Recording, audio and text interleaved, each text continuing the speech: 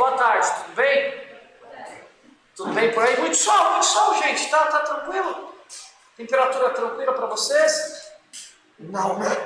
O ar aí precário não dá, por mais que abre tudo, arranca o teto, vai continuar sol.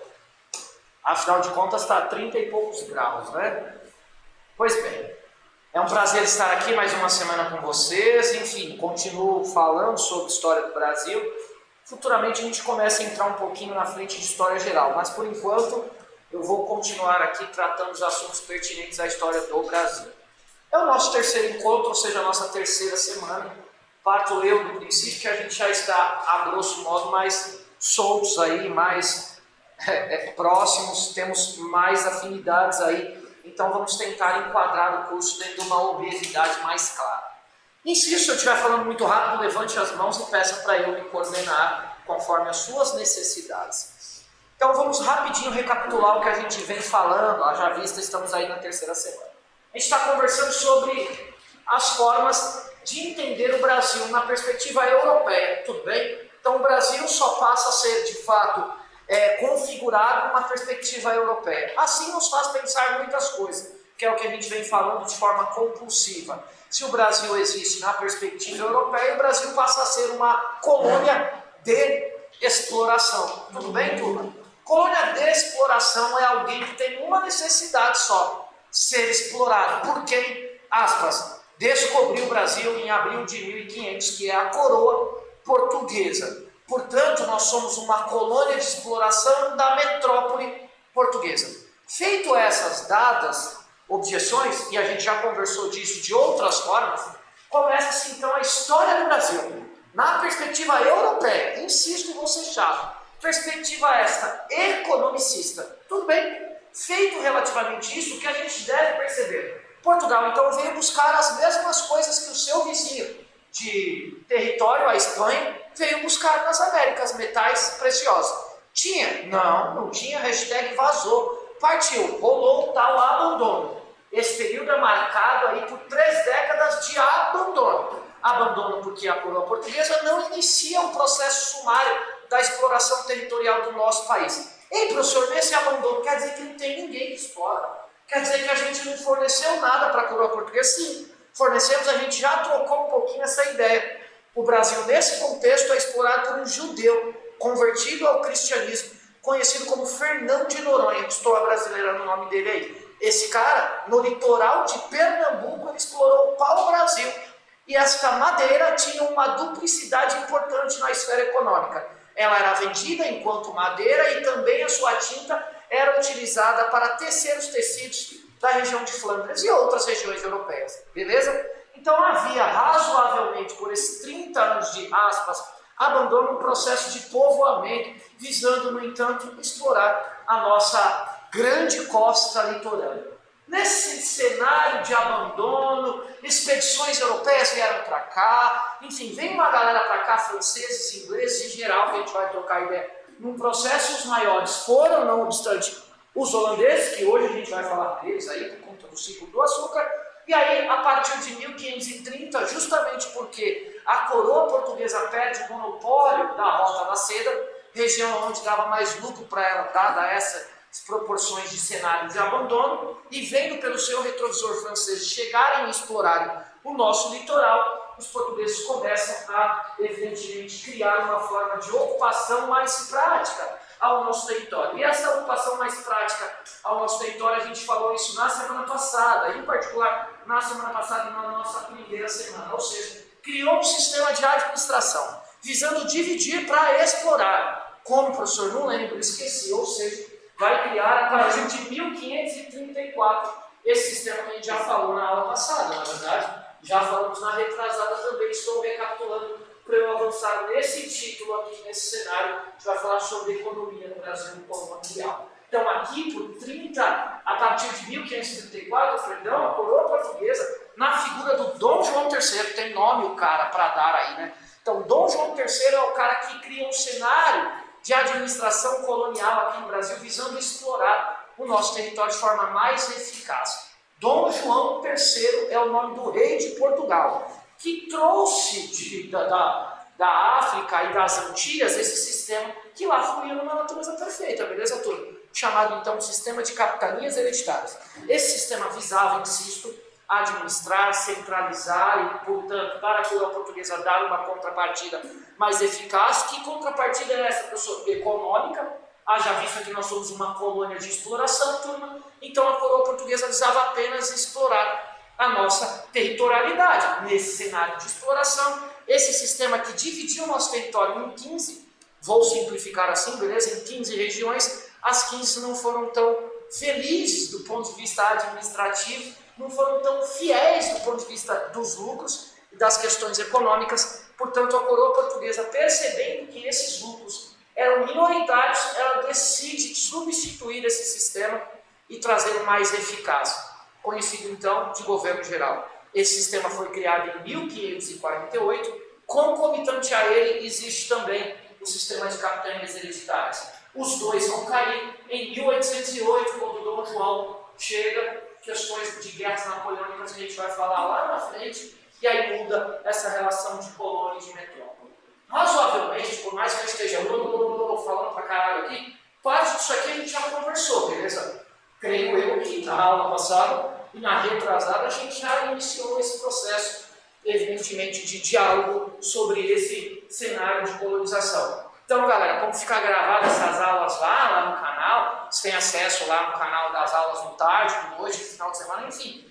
Isso aqui já está dado, a grosso modo, nas 3 turmas, vocês à noite e no sábado. Igualzinho, é claro, cada turma tem uma forma de traduzir a reflexão do que a gente está trabalhando de uma forma diferente. Mas está lá, se de repente você se perdeu, por qualquer situação não entendeu, vá lá no canal, acesse, tente subtrair ali o que for necessário, né, o usar, e procure aí a gente nos plantões para que a gente possa auxiliar as dúvidas de vocês. Continuando. Então, galera, a partir de 1548 surge esse governo geral aqui que visava, no entanto, administrar para dar uma eficácia mais clara no sentido econômico. Enfim, aqui eram as capitanias, das 15 só 2 deram certo, a gente já falou isso. A capitania de São Vicente e a capitania de Pernambuco. São Vicente, entre aspas, vou usar entre aspas para falar futuramente do ciclo das bandeiras, que nasce em particular na Vila Vicentina, que está empobrecida, mas vai ficar isso por outro contexto. E aí, tá, galera, já que Portugal veio só explorar, esse cenário aqui foi criado, esse pacto é uma forma da gente entender que aqui, ó, a metrópole vai tentando explorar a colônia. Metrópole é Portugal, colônia, evidentemente, é Brasil. Essa é uma relação de exclusividade, visando atender a necessidade da metrópole. Isso aqui é o mínimo, enfim, cenário de ideal para que a gente possa, na teoria, enfim, para mim é óbvio, né, está muito claro, mas é porque eu sou historiador, então para mim aparentemente está claro, não sei como vocês estão entendendo toda essa loucura que eu estou falando, mas essa ideia aqui, razoável, a gente consegue entender que nós somos apenas fornecedores diretos de matérias-primas para a metrópole. É isso. Então a nossa relação é economicista, pô. Isso é muito importante para que vocês futuramente, no vestibular de vocês, possam entender que Brasil e Portugal não tem um intimismo, tem uma relação de exploração. Então a escravidão visava atender à exploração de quem? Da coroa portuguesa. Então a escravidão nativa, depois a escravidão evidentemente do negro, e todo esse sistema visava manter a balança da metrópole sempre favorável. Isso a gente precisa ter assim com clareza total. E aí a coroa portuguesa, já iniciando a partir de 1530 o cenário da nossa exploração, ou seja, já está com o governo geral criado a partir de 1548, a gente precisa responder algumas perguntas, né? Gosto eu de pensar assim, por que colonizar o Brasil? O que o Brasil tem de importante para fornecer para a coroa portuguesa em relação a questões econômicas, já que a gente não tem ouro, não tem prata, não tem excepcionalmente nada ainda. Então o que a gente tem para a coroa portuguesa? Gêneros agrícolas. Isso é muito precário, pensando num contexto macro de economia mercantilista. Então isso é muito precário. E aí, turma, quando eu falo economia mercantilista, penso eu que vocês devem elencar nessa palavra, economia mercantilista, algumas situações para agregar a ela. Então, economia mercantilista deve ter mercado. Economia mercantilista deve ter acúmulo de metais preciosos. Economia mercantilista deve ter centralização da metrópole sobre a colônia.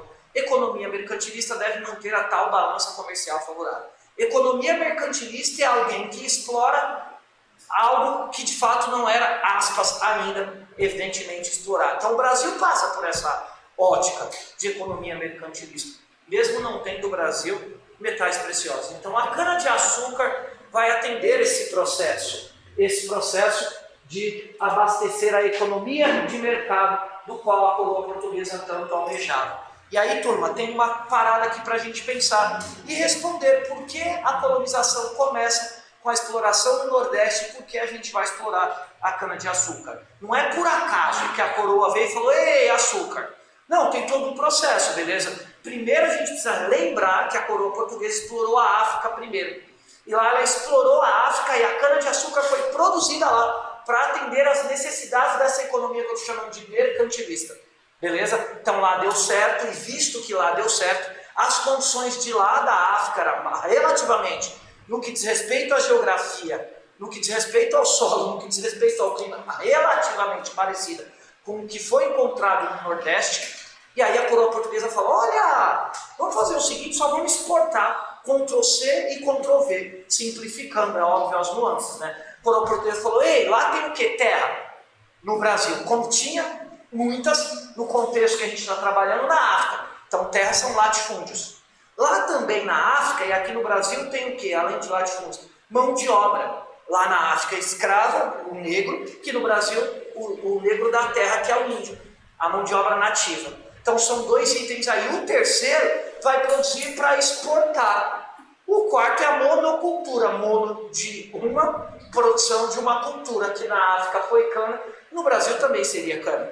Isso vai configurar um sistema chamado de plantation. Aí a gente vai perceber que essas condições que deu certo na África, a coroa portuguesa vai trazer para o Nordeste açucareiro, beleza? Ou seja, vai ver essas mesmas situações. Além dessas quatro que eu citei para dar ênfase ao plantation, insistindo, plantation precisa ter terras, precisa ter monocultura, que foi a cana-de-açúcar, precisa ter trabalho escravo, precisa produzir para enviar para o mercado externo. A plantation já apareceu em um desses slides aí, vai aparecer em... desculpa o palavrão. Está em outro aí. Slide, que esse eu usei especificamente pensando na produção açucareira. Mas enfim, tá, e a gente já falou e eu vou repetir. Então a economia de plantation é baseada em 4 elementos. Você precisa ter terra, que são latifúndios, você precisa ter monocultura, que é a produção de um só produto, você precisa ter mão de obra escrava e pegar toda essa produção e enviar para o mercado externo. Portanto, na África já fazia isso de uma natureza perfeita.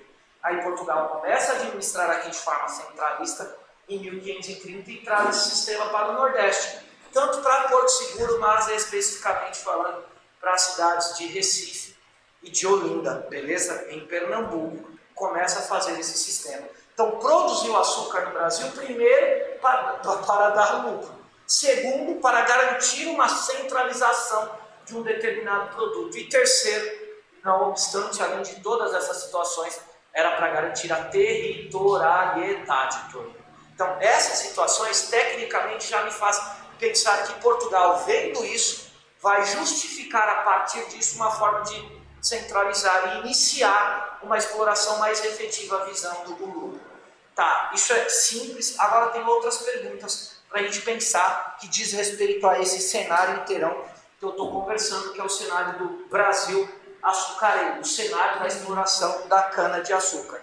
Além dos itens que eu citei que abarca o plantation, temos que pensar que o clima é bom. Bom em que sentido, professor? Se caiu no Enem uma pergunta interdisciplinar com a geografia, como que eu vou lá e justifico que o clima é bom? Mó bagulho chulo, fraquinho de item de pensamento, de fato. O clima é bom, característico da zona da mata, o solo é úmido, do tipo massapê, é uma peculiaridade do solo. Solo massapê é o solo que é irrigado, é o solo que é extremamente apto para o plantio de qualquer gênero agrícola.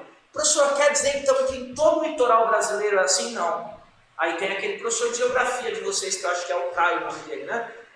Acho que é esse cara aí que pode responder para vocês com uma peculiaridade mais técnica da geografia, mas o solo não é nitidamente apto para o plantio de todos os gêneros agrícolas no litoral nordestino ou no litoral sudeste inteiro. É justamente por isso que a coroa se ferrou, porque ela decidiu explorar pela capitanias hereditárias partindo da visão que ela tinha no Nordeste brasileiro. Olha, a cana-de-açúcar está fluindo, então vamos dividir assim, porque todo o litoral vai me dar alguma rentabilidade. Se ferrou, porque o litoral do sul do Brasil, o clima não é igual, na verdade, até porque o sul é frio pra cacete. Até mesmo em épocas, evidentemente, de climas como esse. Santa Catarina é frio, né? Comparado à quentura agora do estado de São Paulo. Enfim, então feito relativamente isso, a gente responde duas situações. Então a coroa vem para administrar, para atender o pacto colonial, aquele exemplinho aqui.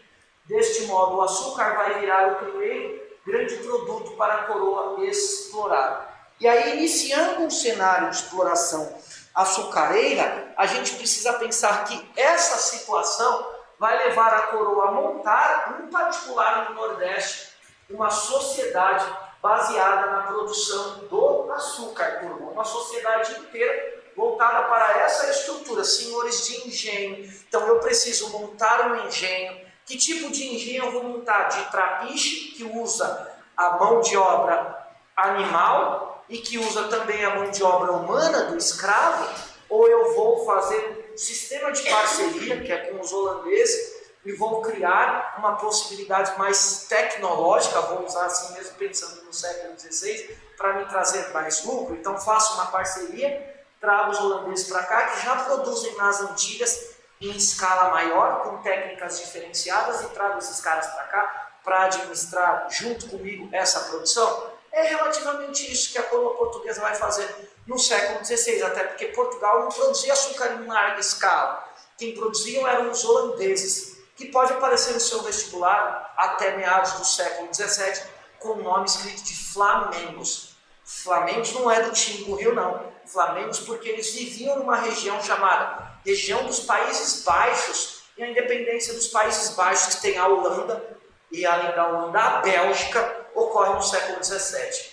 Então, antes do século XVII, os holandeses eram chamados de flamengos e eram explorados pelos espanhóis. E os espanhóis, ao explorar os holandeses produziam açúcar para os espanhóis nas Antilhas em larga escala.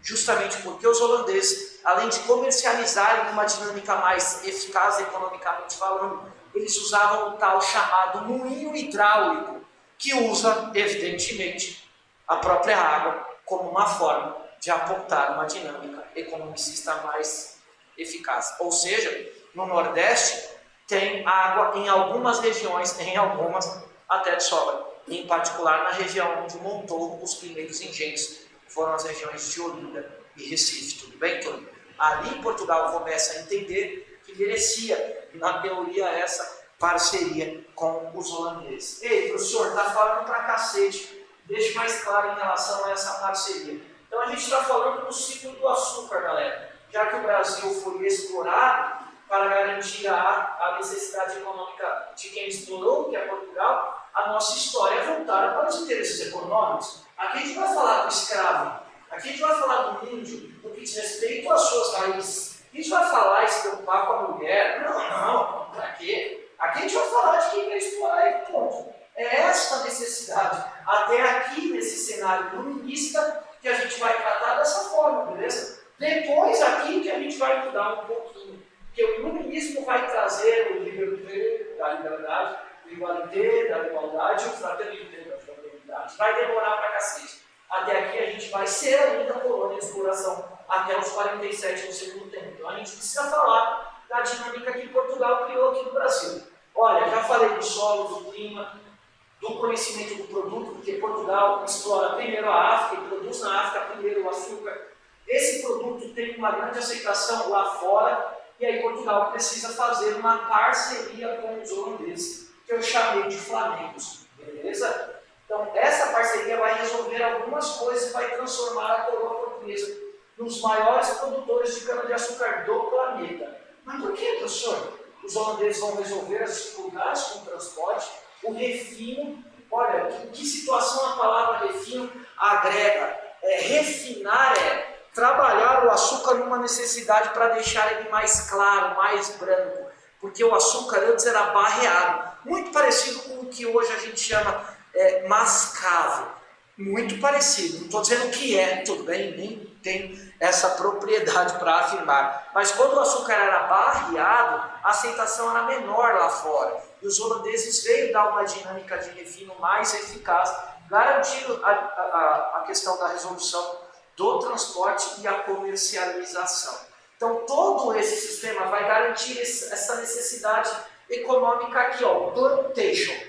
Vale ressaltar novamente, plantation é terras que são latifúndios, a produção de uma cultura, que é o açúcar, utilização da mão de obra escrava, e toda essa produção, turma, é enviado para o mercado externo. Não vai ficar nada aqui. Se não vai ficar nada aqui, percebam de novo esse slide aqui, ó, vai atender às necessidades. A colônia envia matérias-primas para a metrópole, e as metrópoles fazem lá fora esses produtos diários, produtos manufaturados. Não fica nada na colônia, tudo bem, turma? A gente é uma colônia de exploração. Então, a grosso modo, é claro, quando eu falo a grosso modo de forma simplista, a gente já tratou algumas situações aqui no nosso curso. Falamos do cenário da colonização, tratamos o abandono por 30 anos, já discutimos a questão do sistema de capitanias hereditárias, estamos trabalhando no governo geral e a partir dele tem uma administração mais eficaz. Ei, turma, e a mão de obra é escrava, e a gente já tratou a questão da mão de obra escrava na aula passada, não é verdade? Já discutimos a escravidão africana na aula passada, não foi? Sim ou não? Ou talvez? Isso é uma pergunta, enquanto isso eu respiro e bebo uma água. Eu citei o tráfico de escravos semana passada. Eu estou falando em português, todo mundo está me entendendo. Assim, pelo menos por empatia responde, só para... Eu sei que vocês estão cansados, tá calor pra caramba para todo mundo, em particular para mim. Só por uma questão da gente trocar uma ideia mesmo, para não ficar igual um papagaio falando aqui, vocês me olhando, observando o relógio para falar, porra, acaba logo aí que eu não quero mais, mano. Vamos, galera, ter um pouquinho de ânimo, tá ligado? Tá todo mundo nessa necessidade de estar aqui porque quer. Então vamos criar um espaço de empatia. Não, fudeu, mano. Não, eu vou continuar falando e tô achando que vocês estão entendendo. Então vai ser assim, eu engano que estou dando aula, vocês enganam que estão entendendo. No final eu falo, ó, tô terminando o curso. Que é mó caô. Já vista a cara de vocês aí, tipo, ó, acaba logo, mano.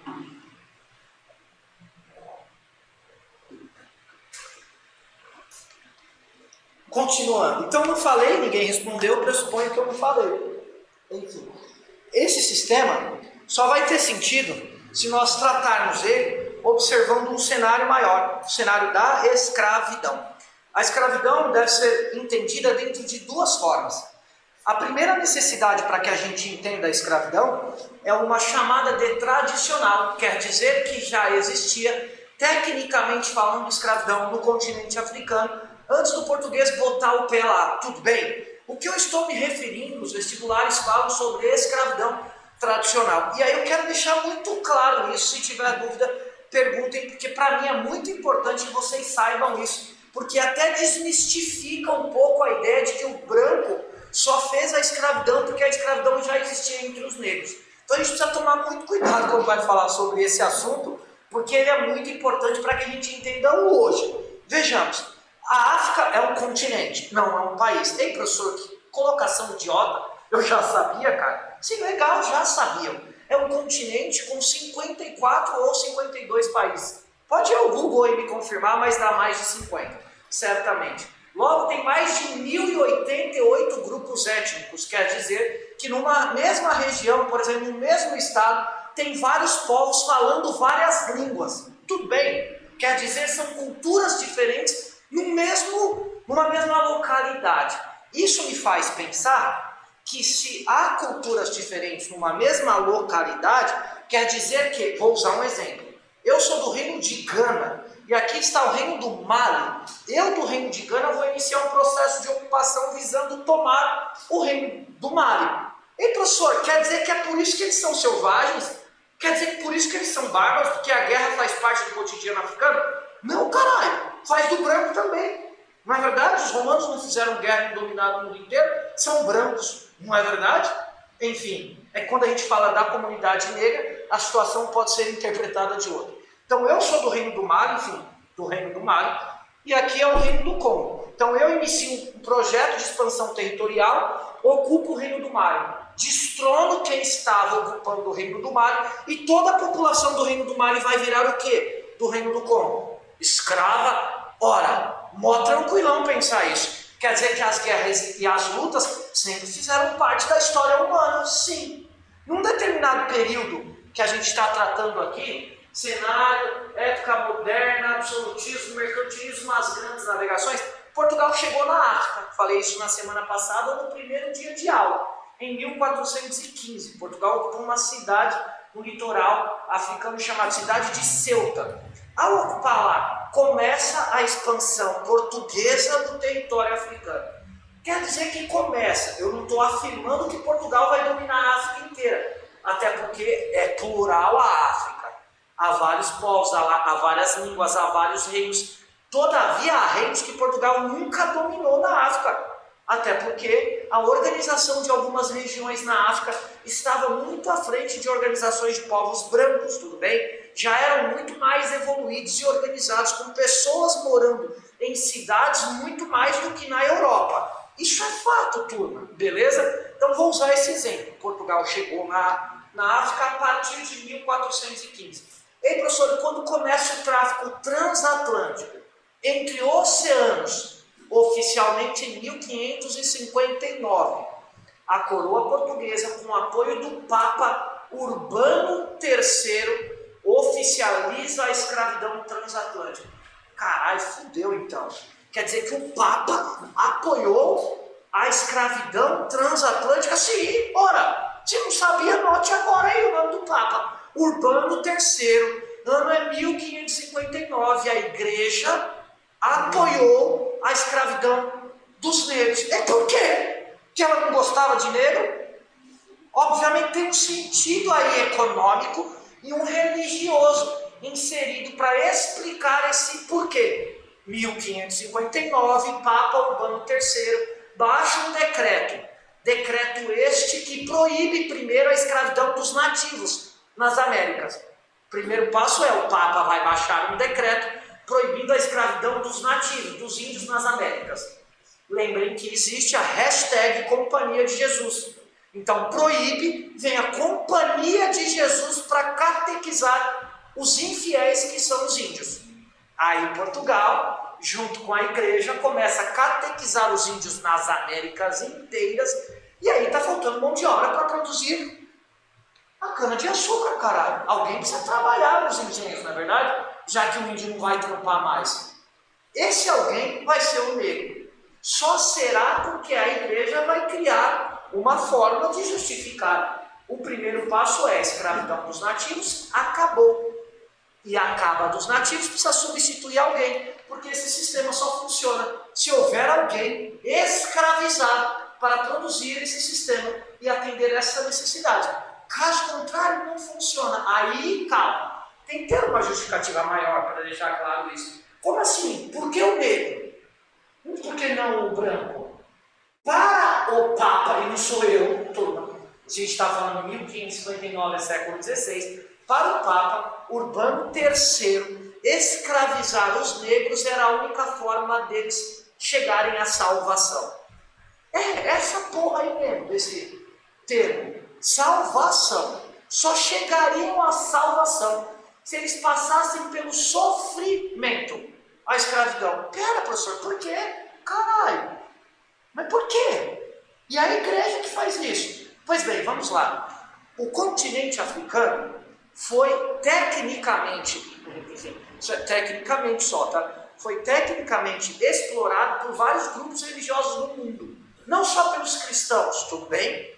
Mas foi também pelos árabes. Maomé, o Mohammed da fé islâmica, morreu no século VII, na Península Arábica. Morre Maomé, o profeta da fé islâmica. Tudo bem? Já ouviram falar em Maomé? Sim, tenho certeza. Quando Maomé morre, o islamismo vai iniciar um processo de expansão territorial, visando converter fora da Península Arábica pessoas à sua fé, à sua visão religiosa. Normalzão, não é fazer isso? Os cristãos não fizeram depois que Jesus morreu? Não fizeram isso? Não saíram de Roma e não iniciaram pós-Roma um processo de ocupação no mundo inteiro, visando levar o Evangelho como uma forma de salvação? Não fizeram? Os árabes vão fazer a mesma coisa. É normal, ora, até porque a Bíblia dos árabes é o Corão ou o Alcorão, o Maomé morreu, o islamismo vai se dividir. Vocês já ouviram isso? Xiitas e sunitas. Não quer dizer que xiitas e sunitas vão expandir juntos. Uma dessas visões vão ficar na península, a outra vai iniciar um processo de expansão. A partir do século VII, primo de Mohammed e do Maomé, começa a ocupar e expandir, visando atender a necessidade dos povos do mundo inteiro a conhecer o islamismo. Chegam à África. Então, no século VII, parte do continente africano é islamizado. E aí o Papa, agora nesse assunto que eu estou tratando, vai dizer assim, olha, os africanos tiveram uma escolha. Que porra de escolha foi essa? Não escolheram ser simplesmente islâmicos. Então estão amaldiçoados. E aí depois vai ao seu Google, uma outra visão é maldição de Cã. É a justificativa que a igreja vai dar para oficializar a escravidão transatlântica. Então, portanto, o negro está amaldiçoado. E olha só que dor mais foda de ouvir isso. Se, portanto, está amaldiçoado, turma, a única forma dos negros encontrarem a salvação é por meio da escravidão. Então, o sofrimento do tráfico transatlântico, que arrancou da África de 12 a 16 milhões de povos, para a igreja, nesse cenário, era a única forma que eles tinham para chegar à salvação. Com todo respeito, está tirando, né? Eu tenho que ir mais perto, porque esse carro aqui é um zoado, né? A gente não dá para justificar. Boa pergunta, porque tem a ver com o início da minha fala sobre escravidão tradicional. Eu vou chegar a essa sua resposta agora, beleza? Tá, até aí, de boa, estão entendendo, por mais que estão chocados ou não sobre esse assunto, razoavelmente entendendo, sim ou não, a escravidão foi uma forma dos negros chegarem à salvação. Mas também a escravidão vai ser uma questão econômica, haja vista a força física dos negros, tudo bem? E na concepção dos arianos do século XVI, a pele preta se adapta a condições climáticas extremas, como a encontrada no litoral nordestino. Tudo bem? Razoavelmente, esta é uma das várias explicações sobre o tráfico de escravos. Tá, vou chegar à sua pergunta. Para tanto, vou voltar de novo. Na África, então, já havia escravidão. Antes mesmo dos europeus botarem o pelar. Retomando o assunto de ideias. Eu, do Reino do Mali, eu ocupo o Reino do Congo. Ocupei o Reino do Congo, matei a liderança do Reino do Congo. Toda a população do Reino do Congo vai ser submissa a mim, porque eu vou ser o novo rei do Mali e do Congo. Todos vocês que eram do Reino do Congo são meus escravos. Veio Portugal, a partir de 1415 chegou, exemplo, no Reino do Mali, que é meu, que anexei o Reino do Congo. Vocês são escravos. Portugal precisa de mão de obra para levar para um território, para produzir um determinado produto para atender a sua necessidade econômica. Eu, do Reino do Mali, que ocupei o Reino do Congo, tenho todos vocês dos meus escravizados. Portugal não consegue dominar meu território, vai fazer um sistema de troca, vai me oferecer metais preciosos, vai me oferecer tecidos, vai me oferecer alimentos, a porra toda que eu quiser, caralho. Uma relação de troca, tudo bem? Em contrapartida, eu vou dar para Portugal o quê? Vocês, escravos, que são subjugados. Ei, professor, mas como assim o irmão vai entregar outro irmão? Ei, galera, essa perspectiva é só hoje, tá? No passado não tinha essa caminhada não, tudo bem? Não é porque, como assim? Eu, negro, vou entregar para um branco um outro negro? Gente, não tem essa ideia. A ideia é que isso é um rival, tudo bem? Se é um rival, não estou dando. Eu só estou contribuindo para diminuir a oposição dentro da minha territorialidade. Feito isso, entendemos assim a escravidão tradicional. E a transatlântica é quando Portugal tira o africano do seu território por necessidades econômicas e religiosas, e leva para outro território. Então a tradicional, exemplo, dando de novo, eu do Mali ocupei o Reino do Congo, geral agora é meu escravo. Só que a tradicional, se geral é meu escravo, eu só usei a mão de obra de vocês, tudo bem? A sua religião ainda é a mesma, a sua visão de mundo ainda é a mesma. Porque a escravidão tradicional não vai mudar a tradicionalidade dos povos, tudo bem? Só serão subjugados à minha necessidade, tudo bem? Já a escravidão transatlântica, que começa nesse contexto aqui, eu arranco vocês do território de vocês e vocês vão para diferentes regiões do planeta, ou seja, boa parte deles vem para o Brasil, mais de 60% vem para o Brasil, turma. Então a maior quantidade de africanos fora da África é no nosso território, beleza? O censo recente da população brasileira apontou pardos, que essa expressão de fala já é racista por si só. Pardo de pardal, mula é de mulato é de mula, portanto é negro, enfim, é raça negra da pele preta. É racista isso? Não. Vai dar uma estudadinha. Racista é mimimi. Racista é criado mudo, racista é mercado negro, é câmbio negro, é tantas coisas que reverberam uma memória de violência. Isso é ser racista, que está estruturado na nossa história. Isso é racismo estrutural. A gente precisa saber separar, conhecer a nossa história e saber. Entre nós há uma população de 52% de negros. Então cota não é esmola, é obrigação. É para reparar uma situação de aplicabilidade no que diz respeito à violência da comunidade afro. Mas eu discordo, foda-se. Para ser bem assim, saca? Bem pontual, foda-se. Se colocar numa redação que você discorda sem propriedade e desrespeitando os direitos humanos, é zero. Tudo bem? Racismo no Brasil ainda bem que é crime, mas prende pouco. Deveria aprender mais, tudo bem? Você não pode respeitar os direitos humanos. Se você não gosta, fica com isso e engole. Tudo bem? Feito isso, não pode achar que leu, estudou, sofre. Não, então cala a boca, ponto. Sim, para mim é bem prático isso. Resolve assim. Até porque eu não estou aqui para que ninguém goste de mim e vamos sair tomar uma no bar. Não, estou aqui para dar aula e afirmar o que de fato é.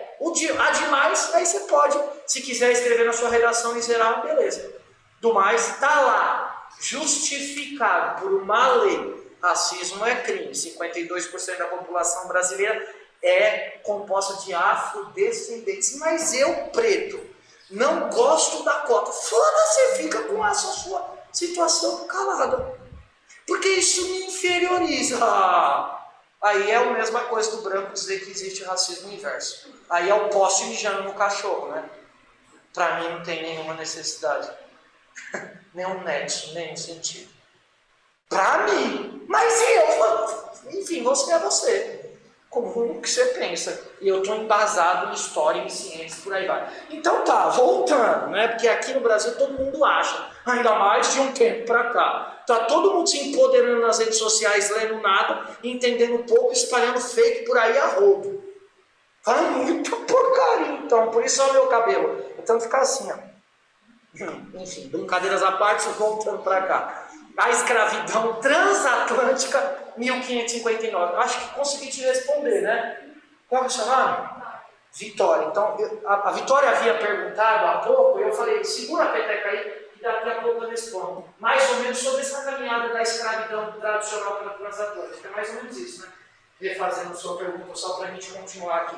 Pois bem, turma, então havia a escravidão dos índios, a dos negros vem uma perspectiva religiosa em que sentido? A salvação vem pela escravidão. E econômica em que sentido? Aí que está a parada. No sentido de o negro não é um ser social, é uma mercadoria. Se é uma mercadoria, troca, bate, chicoteia, embebeda, bota uma máscara de Flanders, joga cachaça, chicoteia ele em praça pública, violenta ela para que todos possam ver. Se ela engravidar, bate com o cabo da enxada na barriga, vai ter um aborto instantâneo, logo ela é um prejuízo para o senhor. Para o branco, isso é muito tranquilo pensar. Os grilhões é o menor problema, a violência é muito maior porque ela ainda está institucionalizada. Institucionalizada quer dizer que é natural. Tanto é que para a nossa situação, para a gente que esquece a história do passado e não valoriza no presente, é natural. Aqui é o país que mais mata preto no planeta. Todavia, já dizia Racionais, e ainda bem que é obrigatório vocês lerem capítulo 4, versículo 3 para passar na Unicamp. Ainda bem, até que enfim, mano, a academia olhou para nós, mano, para os 4P preto pobre da Zona Sul e da Zona Norte de São Paulo, que contrariaram as estatísticas e sobreviveram 27 anos no inferno, que é a perifa, é a nossa caminhada, é o nosso cotidiano. A diferença é como eles retrataram isso na obra Sobreviveram no Inferno. É bem sociológico, sim, muito histórico, sim, é uma denúncia, é óbvio, que é mais denúncia do que abrir o livro ou ouvir a música. 50% dos jovens sem antecedentes criminais já sofreram violência policial. Caralho, mano. Olha aí, mano, isso é uma pesquisa, isso é uma minúcia. Isso é tanta coisa, saca? A cada 4 pessoas mortas pela polícia, 3 são negras. Da onde ele tirou isso? O Brau sentou na USP, fez doutorado? Não, caralho, precisa. Simplesmente como vocês já devem ter perdido pares para o crime, para o tráfico, para a prostituição, teria vocês pela música que reflete a dor do cotidiano, então é uma forma de interpretar enquanto arte a realidade do cotidiano. Ele representou isso com Kylie J, o Blue, o Ed Rock e ele, o Brown, mano. Retrataram. Isso para mim é mais importante do que você pegar um livro e ver a história do Brasil colonial. É só ouvir capítulo 4, versículo 3. A cada 4 pessoas mortas pela polícia, 3 são negras. Nas universidades brasileiras, isso é antes da cota, tá? Que esse álbum é dos anos 90. Nas universidades brasileiras, apenas 3% dos alunos são negros. E a cada 4 horas, um jovem negro morre violentamente em São Paulo. Aqui quem fala, o Primo Preto, mais um sobrevivente. Caralho, pronto, mano. Isso é um reflexo de uma sociedade racista. É isso. Que contrariou a estatística. Qual que era a estatística? Quando ele fala 27 anos contrariando a estatística. Quer dizer que estar vivo é contrariar as estatísticas. Que estatística? Que preto, pobre, branco, pobre, periférico morre. Como? Não é bala perdida. Morre porque a polícia parece que no seu imaginário existe um protocolo. Invade a quebrada atirando. Porque pressupõe que todo mundo que está ali está numa condição de violência. Mas não, caralho. Então já dizia o Sabotagem. O rap é compromisso. Então não é viagem. Então escuta e transforma. Não fica, da hora. Uma denúncia social da porra. Quando eu morei em Itapevi, já contei essa história, e morava no Rosimeiro. Quando ouvi esses bagulho, eu também fiz escola pública, eu ficava pensando, caralho, o cara tá falando da minha história. Tipo, me apropriava. Por mais que eu seja, evidentemente, branco, né? Mas me identifico. Porque na minha perifa acontece isso. Os parceiros já estão sofrendo isso. Isso eu ouvia nos anos 90. Agora tá aí, mano. Tá aí, ó. Tematizou, expandiu. Da hora, mano. Então se apropria. Voltando, então a escravidão transatlântica é por uma questão econômica, porque o negro vira uma mercadoria, e essa mercadoria vai ser trocada, vai ser violentada, vai ser agredida, morta e espancada até 1850, quando na teoria diminui por meio da lei Eusébio de Queiroz, que a gente vai falar lá na frente sobre ela. E aí pressupõe que acaba com a Lei Áurea, pressupõe, não é? Que a Lei Áurea é do final do século XIX, do dia 13 de maio de 1888, pressupõe que acaba. Então acaba a escravidão e o negro vai ser inserido? Não foi inserido. Tanto que o Brasil é um dos poucos países no planeta em que existe trabalho doméstico, elevador social de serviço. Eu, branco, do condomínio X, não quero encontrar um negro no meu elevador. Não quero, que é meu funcionário. Não vem, não gosto. Olha que esdrúxulo, que sem noção. É só aqui, gente, que existe isso, tá? É empregado doméstico, é empregada doméstica. O dia que vocês saírem daqui e for fazer intercâmbio na puta que pariu aí do mundo afora, não tem empregada não, é você e você. É só aqui, mano, essa raiz escravocrata. Sociedade patriarcal. A aristocracia que se mantém isso ainda hoje. Ao ponto da, quando a gente tem uma condição social melhor, trabalha, não vou contratar uma empregada, não, mas você não consegue entrar na sua própria casa? Mora num latifúndio, numa fazenda? Não, né? Mas é uma posição de status. Está enraizado. Então, o tráfico transatlântico, Vitória e galera, econômico e religioso. Tudo bem? Fechei as duas situações. Então, essas duas situações estão atendendo aqui, ó, esse sistema e o mercantilismo também. E aí, turma, já pensando em dar uma razoável avançada, então, essas foram as regiões onde engenhos produziram cana-de-açúcar. Aqui, se nós pegarmos aqui, ó, tá tudo região litorânea, né? Desde o sudeste à região nordeste. Então, se retrata especificamente olhando o mapa do nordeste ao sudeste, usando São Vicente, a região de Santos. Aqui, essa vila vicentina, o primeiro engenho de cana-de-açúcar não foi no litoral nordestino, mas foi aqui, ó. Martim Afonso de Souza foi um governador geral, junto com a sua esposa, Dona Maria Pimentel. Ele criou um engenho de cana-de-açúcar aqui, ó, chamado Engenho não sei o que de Erasmo Velho. Depois dá uma googlada aí, vejo o nome direito, mas Engenho não sei do que de Erasmo Velho. O primeiro nome eu não lembro, só lembro o final. Erasmo Velho. E aí cria um sistema de engenho aqui, mas essa vila empobreceu pra cacete. Eu vou explicar como for falar dos bandeirantes. Esses caras vão descer o litoral, vai pegar esse rio podre que está aqui perto da gente, o Tietê, vão ocupar hoje o que a gente chama de São Paulo, desce daqui, vem para a vila, sai da Vila Vicentina, ocupa o Planalto do Piratininga, que é São Paulo, e funda São Paulo no dia 25 de janeiro de 1554. Aí nasce São Paulo, uma vila que vai produzir gêneros agrícolas, escravizando mão de obra indígena local. Então, índio vão explorar uma região, vai dar o nome dessa região de São Paulo, vai explorar outros índios e iniciar um processo de escravidão dos índios no século XVI. Quando eu for justificar lá na frente os bandeirantes, quando eu for explicar lá na frente os bandeirantes, eu vou usar São Paulo, vou usar essa vila empobrecida para justificar o ciclo das bandeiras. Mas isso vai demorar talvez um pouquinho. Enfim.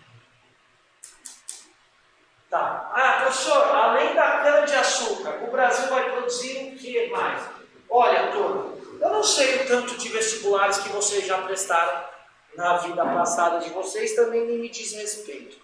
Mas, para quem prestou, por exemplo, o ano passado do Enem, a USP, Unesp e Unicamp, perceberam que, em particular, a USP e a Unicamp adora falar de economia num determinado período específico.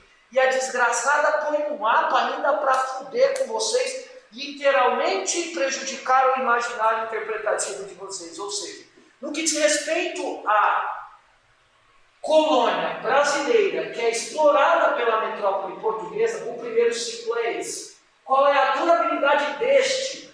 Do século XVI ao século XVII. Este ciclo durou aproximadamente um século. Concomitantemente a ele, quer dizer, ao mesmo tempo em que este era o único ciclo, outros apareceram para atender a demanda desse. Ou seja, o gado era utilizado também como um meio de transporte para atender a produção açucareira. Tudo bem, turma? Então, o gado é introduzido a priori para atender a necessidade do ciclo da cana-de-açúcar, mas o gado que foi trazido pela esposa do Martim Afonso de Souza, a Dona Pimentel, ele vem apenas para ficar em pastagens. Pastagens são estâncias. Estâncias hoje são fazendas, mas como estou falando do século XVI ao XVII, o gado ainda não atende à produção externa, só atende interna. Externa, o couro, é a partir do século XVII para o XVIII, por conta da Revolução Industrial, tudo bem, turma? Por conta da Revolução Industrial. Então, a priori, concomitantemente a esse cenário, o gado vem atender a expansão para o interior. O couro, entre o 17 e 18, vai ser exportado. Tração é usar a força do animal para fazer o engenho girar. Quando o engenho era de trabiche, usava também o animal como tração. Vale ressaltar também que utilizava-se a carne e o leite do animal para o consumo interno. A pecuária extensiva, com a criação de um trabalho livre num universo imerso pela escravidão, faz parte do ciclo das bandeiras. Olha, galera, é só lembrar da importante figura do vaqueiro. É aquele maluco com berrante, tá ligado? Fica aquele barulho lá, carregando as muares. Sorocaba era uma região que recebia uma quantidade extensiva de gado e que levava esses gados, saía por vários cantos de São Paulo, a Estrada dos Romeiros, que está aqui perto da gente, entre tantas outras estradas, se conectavam e chegavam em Sorocaba. Dali o gado ia para o Nordeste, saindo do Tietê, ia para o Vale do Rio São Francisco. Ou seja, eu fico brisando se vocês já assistiram aquela novela chamada O Rei do Gado. Esta novela falava de um retrato que, a grosso modo, se aproxima desse, beleza? O vaqueiro com berrante conduzia gado para vários lugares nos quais as necessidades, evidentemente, atendiam. Então, o maior símbolo é esse, 16 do 17. Esse está conectado a esse, do 16 ao 17. O trabalho livre do vaqueiro é assalariado. Esse cara é século 17. O assalariamento do vaqueiro, século 17 para frente. Tudo bem? Depois, lá no ciclo das bandeiras, vai ficar mais claro. O fumo, uma questão interna, do tráfico de escravos, interna e externa. Drogas dos sertões, eu vou falar futuramente quando vou citar o ciclo das bandeiras. Não é a galera fumando um baseadinho no sertão, não. Drogas dos sertões são chamadas de especiarias brasileiras, ou seja, drogas dos sertões são produtos da região norte. Aqui está explicitados alguns: anil, guaraná, a salsa, o corante, o cacau. Ah, mais o que, professor? A castanha, entre outras coisas. Professor, posso falar aqui o açaí? Não. Tome cuidado, o açaí é uma coisa recente. Tudo bem? Recente não quer dizer de agora, tá? Sempre existiu na cultura do paraense, que era uma cultura conectada ao indígena. Tudo bem? É fato que para nós a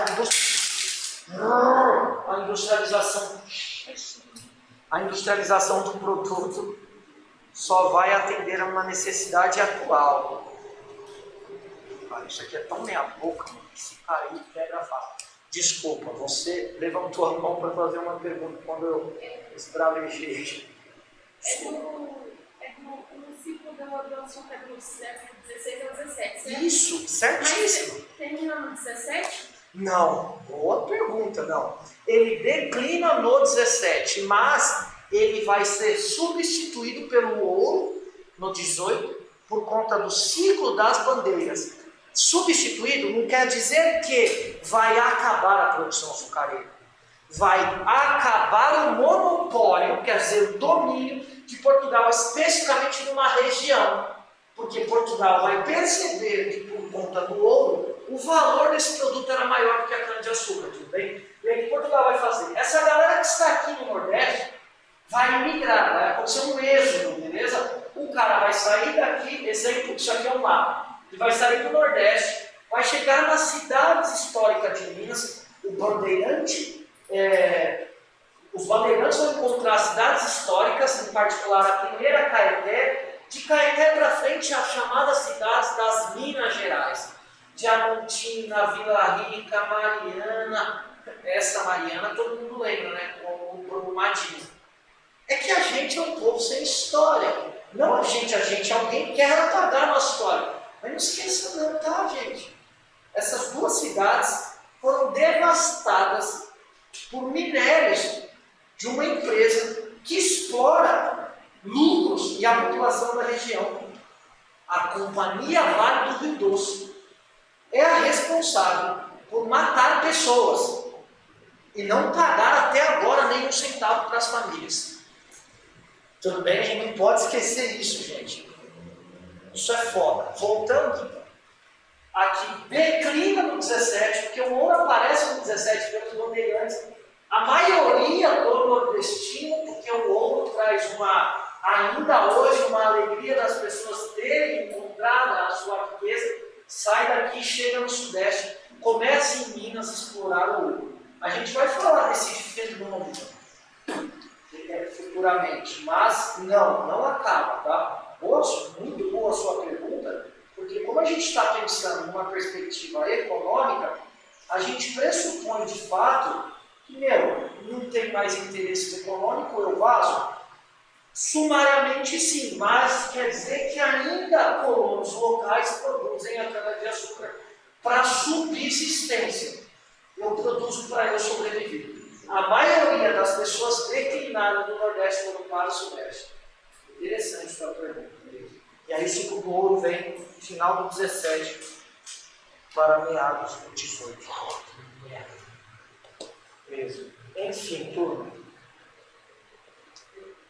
Deixa eu ver. Tá. E aí o nosso caderno, lembra que a gente tem um material aqui que nos apoia, mas enfim, ia criticar, mas está gravando, eu sempre esqueço. Não esqueçam que a gente tem um caderno aqui como base. Usando a cronologia desse caderno, a gente precisa evoluir e tratar então essa relação entre Brasil e Holanda, chamada de Brasil holandês. Mas eu vou pôr outro slide aqui, que esse aí já era. Galera, eu sei que, enfim, é muita coisa, mas fiquem calmos, esses slides e essas aulas, os slides vão ser enviados para vocês e as aulas ficam gravadas e vocês podem ter acesso a ela sempre que vocês necessitarem.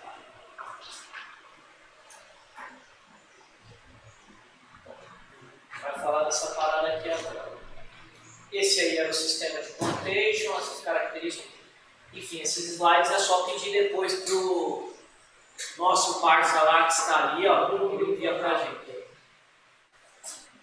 É 5, né? Ainda falta 20. Dá para eu falar do Brasil holandês pra caralho. Enfim, antes de falar do Brasil holandês, tem uma coisa que a gente precisa usar para eu justificar isso aqui, turma. É a tal União Ibérica. Por mais que o nosso livro seja bem simples no sentido de querer explicar algo tão complexo, só para você ter ideia, isso aparece lá na sua página 422. Lembrando que na teoria eu estou seguindo a cronologia da apostila.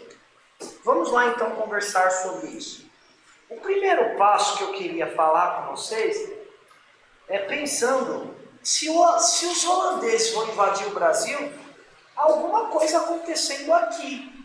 Ou seja, por que a Holanda vai invadir o Brasil, turma? O que está acontecendo com as nossas fronteiras? Cadê o rei de Portugal, Dom João III? Onde ele está? Cadê a coroa portuguesa que só explora aqui? Declinou? O que está acontecendo com Portugal, turma? Por que, conforme a página 422, domínio espanhol, começa 1578, o que vai acontecer? O que é a batalha de Alcácer Quibir? Que Dom Sebastião vai morrer? Vamos conversar e ter calma, que há muitas coisas que a gente vai falar agora, e pode ser que você se confunda.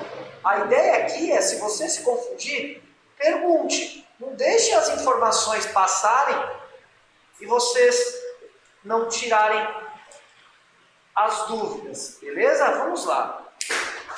Em 1578,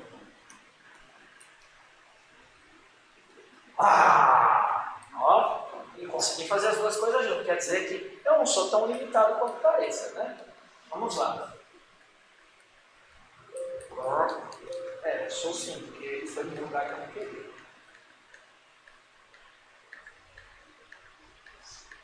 Aí.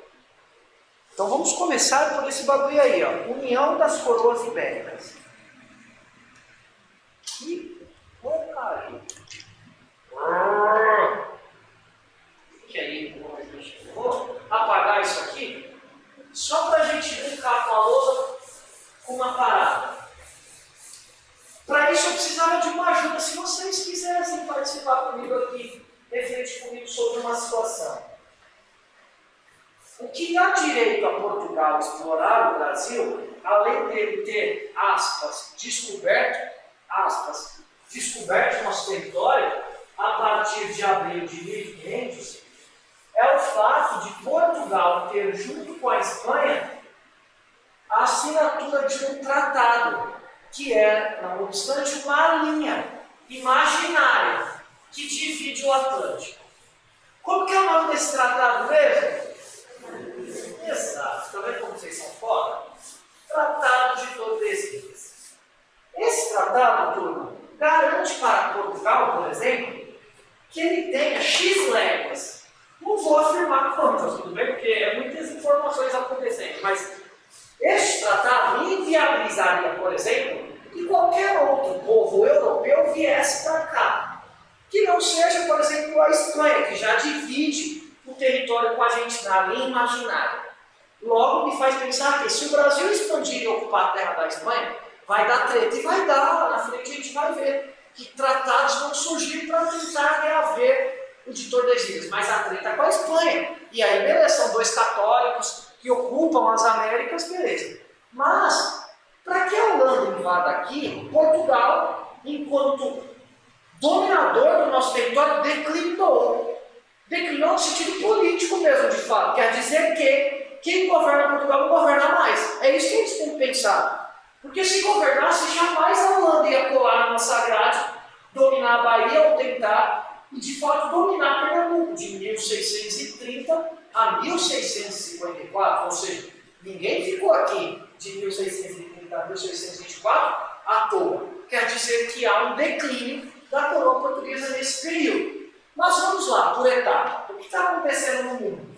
Já justifiquei há pouco que os árabes vão invadir, evidentemente, a África, citei isso há pouco, mas se os árabes só vão ficar na África, nem foderam, mano.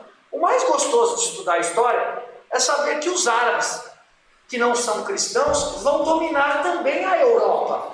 Isso é mó da hora. Os árabes, além da África, eles querem islamizar a Europa. Querer é diferente de poder. Como eles podem ter condições de invadir a Península Ibérica, os árabes vão invadir. A minha letra é tosca, não precisa, enfim, é só uma análise aqui. Árabes igual invasão. Eu uso slides porque minha letra é ridícula. Invasão da Península Ibérica, turma. Invadiram a Península Ibérica quando, professor? Século VII. No mesmo período em que eles invadiram a África, eles invadem a Península Ibérica. Península Ibérica, hoje, turma, é Portugal e Espanha. Hoje, aqui no século VII, não existia Portugal e nem Espanha. Vamos lá, existia o que na Península Ibérica, professor? Que hoje é Espanha e Portugal. Existiam reinos. O reino de Castela, o reino de Navarra, o reino de Leão, não tem asma aqui não, tá? Castela, Navarra, Leão e o reino de Aragão. Então existiam na Península Ibérica, no século VII, 4 reinos, que hoje são o reino de Portugal e de Espanha. No século VII, beleza? Esses reinos eram todos católicos. Isso é uma informação muito importante para que nós tenhamos uma ideia de pensar na invasão árabe. Então, esses reinos católicos, no século VII, VII foram dominados por um cara chamado Tarim, que foda-se o nome do cara. Nenhum vestibular pergunta, só pode dizer o nome do cara. Os árabes invadem o que hoje a gente chama de Portugal e de Espanha, dominam esses reinos católicos e criam nos reinos católicos uma influência da cultura árabe aqui. De quando a quando, professor? Do século VII até aí, mano. 1578, os árabes vão dominar o que hoje a gente chama de Península Ibérica. Caralho, quer dizer, professor, que algumas regiões de Portugal ou da Espanha ainda hoje têm influência árabe? Sim. Da hora, mano. Castelos, igrejas, língua, cultura, alimentação, porra, muita coisa. Da hora isso. Essa miscigenação, independentemente de pensar que ela tem violência entre outras tantas coisas. Tá, então são reinos católicos que sofreram a invasão dos árabes no século VII. Do século VII a 1538. Ei, professor, vamos fazer um capítulo aqui só de reflexão? Quando que esses caras vão ser isso e isso? O que vai acontecer para que esses caras deixem de ser isso aqui e vir isso aqui? Vamos lá, rapidinho. Tem que ter casamento, turma. Infelizmente, a história do passado, espero eu que vocês mudem as relações de interesse que permeiam o mundo, com certeza muda, mas no passado era assim. Isabel, do reino de Castela, casou com Fernando do reino de Aragão, beleza? Isabel, do reino de Castela, casou com Fernando de Aragão. Isso é na Idade Média. E formou, em relação a esses dois matrimônios, vai formar a Espanha. Ó que louça zoada. Estão entendendo porra nenhuma. Mas, de novo, Isabel, do reino de Castela, casou com Fernando do reino de Aragão. Nasce um país, Espanha. Casou porque eram católicos e casam, sobretudo, para se unificarem, para barrar a ofensiva árabe, que dura do século VII até o final da Guerra de Reconquista aqui. Beleza? Esse é o primeiro percurso para chegar a esse campo da aula aí que a gente está vendo. Então, Castela apresenta a Isabel para casar com Fernando de Aragão, um nobre católico. Esses reinos se unem e fundam o Império Espanhol. E professor, e a Espanha vai ter, e Portugal vai ter casamentinho? Não. Portugal não gosta do lado nesse sentido, não pode bonito pra caralho. Mas nesse sentido, não. Portugal vai nascer da doação, turma, de um lote, de um feudo, de uma grande extensão de terra. Um rei francês doará no ano de 1140 para um português chamado Henrique de Borgonha um grande território que este cara vai chamar-se de Condado Portucalense. Em 1140, Henrique de Borgonha vai fundar Portugal. Beleza? Matamos a ideia de acabar os reinos e fundar países. Tudo bem? Então, de 1140 para frente, ainda tem árabe na porra da Península Ibérica, mesmo Portugal e Espanha sendo Portugal e Espanha. Ainda tem árabes. De lá para cá, ou seja, do século VII até aqui, a história, que já está confusa, vai chamar esse cenário de Guerra de Reconquista.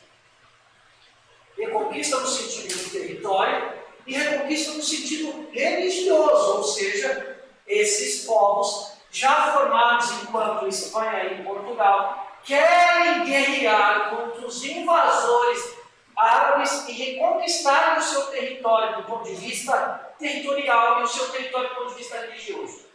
Enfim, essa situação inteira vai colidir e vai alterar a história do Brasil. Em qual sentido? Vamos lá, daqui a pouco eu respondo as suas dúvidas. Qual é o seu nome mesmo? Daniele e a da Vitória. Só um minutinho, tá? Para eu concluir isso aqui, que senão eu fico mais louco do que já sou e vocês também vão ficar sem entender nada mais do que, enfim, já deve estar enquanto dúvida. Vamos lá. Então, a apostila aí, meu slide, vai separar uma etapa do governo geral, da colonização do Brasil, para a gente tentar entender esse imbróglio inteiro que começa aqui no século VII. Beleza. Já resumi, falei dos reinos que significam, forma Portugal e Espanha, esse cenário da Guerra de Reconquista. Um trecho dela é só de portugueses contra árabes, tudo bem? E aí a apostila vai lá, domínio espanhol, para citar a morte do rei português Dom Sebastião. Vamos conversar sobre isso. Então, Dom Sebastião era, nesse período aí, o rei de Portugal, turma. Dom Sebastião era o rei de Portugal. Ele vai lançar uma ofensiva de militares portugueses para ir até o que hoje a gente chama de Marrocos. No passado, essa região, que hoje a gente chama de Marrocos, chamava de Alcácer Quibir. É um teco do Marrocos. Tipo, é o Marrocos, um tequinho. Lá na Batalha de Alcácer Quibir, portugueses e árabes da etnia molo vão entrar numa treta. Os portugueses vão querer reivindicar o seu território, vão querer árabes, vaza, já deu, né, cara? Está desde o século VII, meu irmão. Vaza, deixa nós com nós aqui, que nós se resolve tomando vinho do Porto e comendo um bacalhau zoado do jeito deles. Enfim, voltando.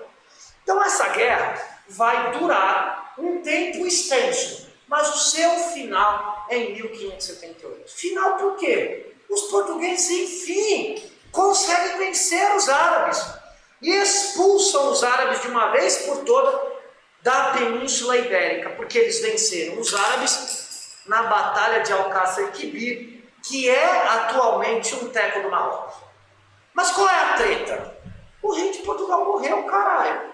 E para variar, como o poder é hereditário, turma, hereditariedade é de pai para filho, tudo bem? Então, se é hereditário, esse maluco aí, ó, Dom Sebastião não tinha herdeiro direto, quer dizer filho, assumirá de 1578 até 1580 o tio-avô dele, Dom Henrique. Já era um tiozão, venhão, zoado. Com todo respeito a galera, mas ele já era zoadinho. Morreu em 1580, sem guerrear com ninguém. Morreu de morte morrida, simplificando de uma forma tosca. Morre em 1580 e esse cara, Dom Henrique, não tinha nenhum parente direto. Quer dizer, a hereditariedade vai declinar. Primo terceiro do Dom Henrique e do Dom Sebastião, morto na Batalha de Alcácer Quibir, era nada mais, nada menos que rei do Império Espanhol, de uma dinastia chamada de Habsburgo. Foda-se o nome da dinastia, o que importa é o nome do cara, Filipe II. Ele era rei da Espanha. E a Espanha e Portugal competiam economicamente no mundo. Filipe II viu uma oportunidade de dominar as terras que Portugal tinha na América e no mundo inteiro. Viu porque o trono está ali de mão beijada para ele. E aí o que a gente chama esse cenário todo? De 1580 a 1640, a gente chama esse cenário... Ai, que porra, não tá aqui, desculpa. Ai, que droga. De 1580 a 1640, a gente chama esse cenário de União das Coroas Ibéricas. É o período de 60 anos, 1580 a 1640, que a Espanha vai, entre aspas, dominar o Brasil. E aí percebam, rapidinho antes da Dani e da Vitória fazer a pergunta. Nesse período de 60 anos, turma, o Tratado de Tordesilhas caiu por terra, tudo bem? Até porque a Espanha passa a administrar o Brasil. E Portugal ainda existe do ponto de vista de rei. Haja vista que o rei, o Dom Henrique e o Dom Sebastião morreram. Então assumiu alguém que é espanhol. Então por 60 anos, as fronteiras do nosso território vai ser falha. Falha, mas importante para os invasores que querem administrar o Brasil. Já havia, desde o século XVI, lembra, uma parceria entre holandeses e Brasil para o plantio, para o refino, para a comercialização da cana-de-açúcar. Então já era sabido que holandeses já estavam no nosso território, produzindo a cana em parceria com os holandeses. Agora que a Holanda sacou que o Brasil não tem rei e que a Espanha está mais preocupada em lucrar em outras regiões para afogar a coroa portuguesa num déficit fudido. Ela vai entrar numa guerra de independência com a Espanha, isso a Holanda, chega a sua independência com um maluco chamado Guilherme de Orange, chega a independência, é concretizada, e já estavam aqui, caralho, então eles já conheciam o território, já conheciam a produção, já sabiam o que fazer. Nasce um império importante holandês, cria companhias comerciais, que a próxima aula vai falar, a UIC, Companhia das Índias Comerciais, a Companhia das Índias Orientais, cria uma burguesia naval, burguesia mesmo, naval e comercial muito forte, e vão dominar o mundo, inclusive a África e o Brasil. E o que os holandeses vão fazer? Desculpa a expressão, fuder Portugal, vai travar o tráfico de escravos. Por 60 anos a escravidão vai dar uma cessada, porque os holandeses que eram protestantes vão ver a escravidão de outras formas da que os católicos faziam. Por isso vai faltar mão de obra para trabalhar onde? Na cana-de-açúcar. Por isso os índios que já escravizavam outros índios em São Paulo vão ver uma oportunidade econômica para iniciar o chamado ciclo das bandeiras, que também a gente vai falar na próxima aula. Então, galera, nada acontece por acaso, é tudo uma soma de situações. Morreu Dom Sebastião, morreu Dom Henrique, assumiu Filipe II, as fronteiras estão fragilizadas, o pacto inexiste, a relação entre colônia e metrópole também, a linha imaginária que divide o Atlântico não tem mais para que existir. Os holandeses que já estão aqui comercializando açúcar falam, oh, caralho, ó, que da hora, falta-me apenas eu chegar à minha independência. Eu da hora cheguei à independência. Falta-me apenas trazer Maurício de Nassau, um conde, para iniciar um projeto conhecido como Brasil Holandês. Mas este projeto e as outras coisas a gente conversa na próxima semana. Agora são 5 horas. São 5 horas pontualmente, né, Miquel? Gente, alguma dúvida? Todas. Sim, Dani, Vitória, desculpa. Portugal, ele já se chamava Portugal quando ele dominou o Brasil? Sim, porque já havia feito. Boa pergunta, Dani. Já havia feito. Posso chamar de Dani? Pode. Já havia feito esse processo aqui, ó. Aí chegou a sua independência e começa a expansão. Já. Boa pergunta. Vitória. A minha questão do catolicismo, eu não queria que chegaram. Eu não entendi o começo. A minha questão do catolicismo, como que os catolicismo ganhou esse poder? Como que ele ganhou esse poder?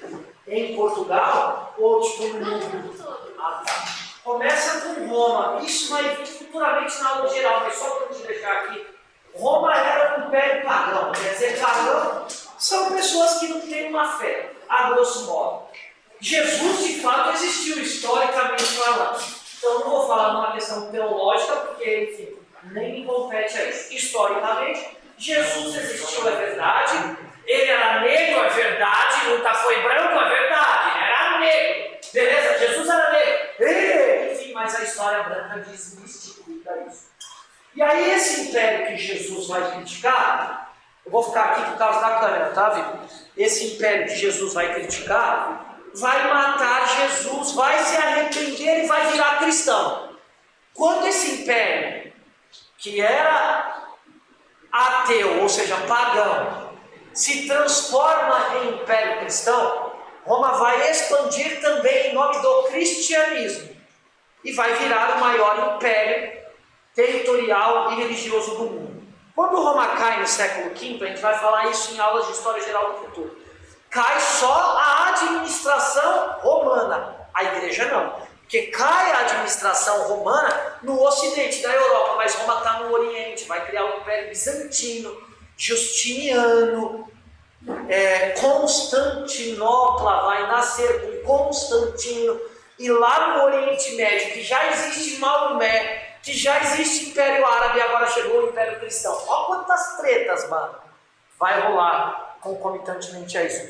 Mas o pioneiro da expansão cristã é Cristo mesmo. Pós-Cristo é Roma, que vai unificar o império ao cristianismo. E aí todas as regiões do mundo que são de domínio romano passam a ser também regiões cristãs. Beleza? Gente, mais alguém?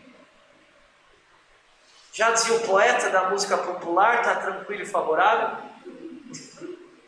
Bom açaizinho, bom suco de cevada, eu tô falando suco, tá?